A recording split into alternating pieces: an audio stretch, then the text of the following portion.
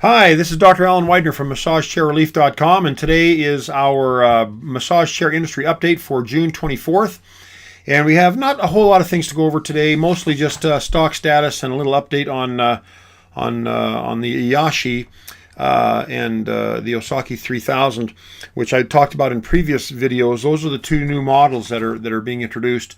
The Osaki OS 3000 is a redesign, and that chair is available. And the Iyashi is a new model from Infinity. It will not be out until July. We may have a chair in our showroom in the next week or two. We're looking forward to have one because we want to start the review process. I've had a number of people contact me since I talked about this on the last video, and also since I wrote a couple of articles about it. One comparing the Infinity Iyashi to the Infinity IT 8500, which is currently their top seller through our business, and there are quite a bit of differences, even though there are some nice similarities too, like foot rollers and a couple of other things. And you can see the similarities and the differences in that article that I wrote. But anyways, the Iyashi is a new model coming out. We're excited to see it. It has the rollers that go down to the thigh and the buttocks, and we've not seen that before in this industry. I have sat on a prototype before. When I was at the furniture market a year and a half ago, there was a prototype with rollers that went down to the buttock and the thighs. And it was a cool feature, and I thought at the time this is something that the industry will need and use. In the eyes of a chiropractor or a therapist, I can see the value of having rollers down there. Airbags on the hamstrings and airbags on the glutes are good, and they're better than nothing, but I think rollers are going to be far more therapeutically effective. So we're excited about that chair. Anyways, as far as stock status goes, the only updates that I have are the Panasonic MA70 is still back ordered. Hopefully that will be ending soon, because I think they said until July, and July is just around the corner. We also have the Inada black leather and the red Sonios are back ordered until July 10th. And the Osaki, the OS 7200 only has a couple of charcoal and cream still available. They're waiting for the brown. Oh, they have lots of black as well, but they're waiting for the brown to come in stock. And the 7075 they have cream and taupe only, but they're low on those numbers as well. So if you're after a 7075, the numbers are down. So they didn't give me a date as to when they would be coming in. I know that Osaki's receiving a shipment of a bunch of chairs this week.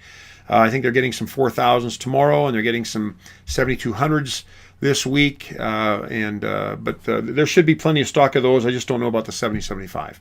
And as far as I know, the Human Touch chairs and the Omega and the Luraco. Oh, the Luraco are back ordered again also, but they should be only back ordered, I think, on the black and the brown until the end of this month. And then remember also, Luraco's price is going up to $79.90 from $49.90.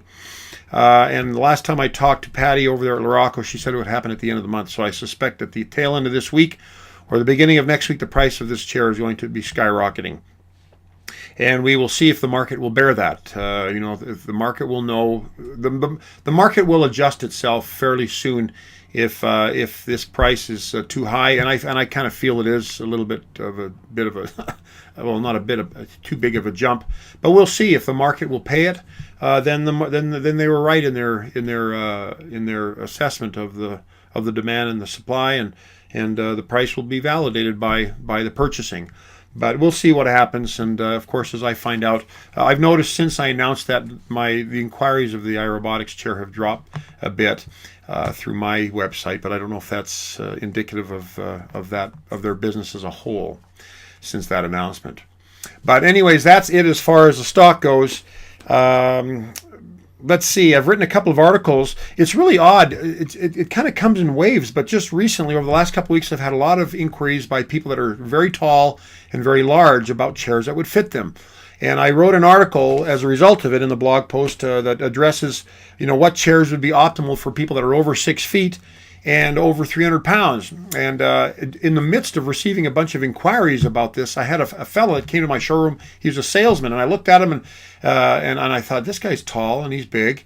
I just happened to be on the phone to one of my customers when he was in the showroom, and he overheard me talking, and he said, well, I'm 6'5" and I'm 350. I could sit in your chairs and tell you which ones fit. So we sat him in every chair, well, not every chair, but almost every chair in our showroom, and he kind of said, Too tight here, too tight there. This fits good. This doesn't fit good. Anyways, I put an article about that on the blog post, or I made a blog post about it, and it's there on the blog if you want to read it for people that are tall and large.